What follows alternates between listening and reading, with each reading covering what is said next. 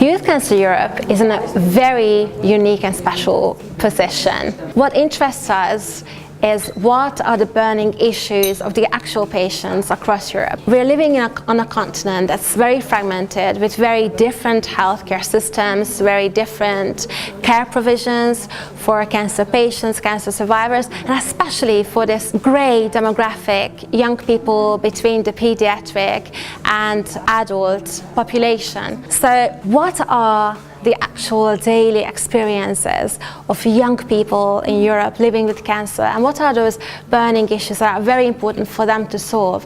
And I think that Youth Cancer Europe, first and foremost, is a melting pot of all of these experiences and a forum to share best practice, to learn from each other, to learn about some good examples of advocacy or lobbying, but not only about policy change.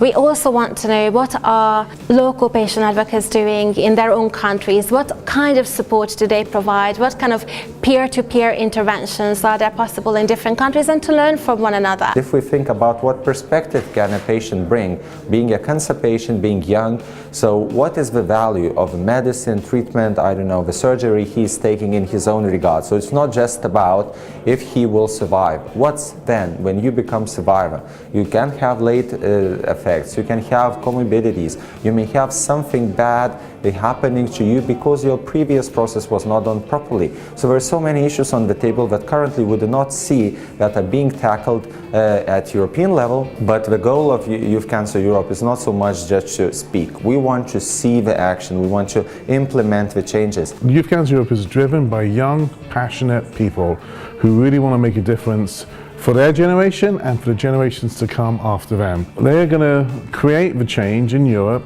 on cancer-related issues. And that's on research, that's on developments of new drugs, new therapies, and new treatments.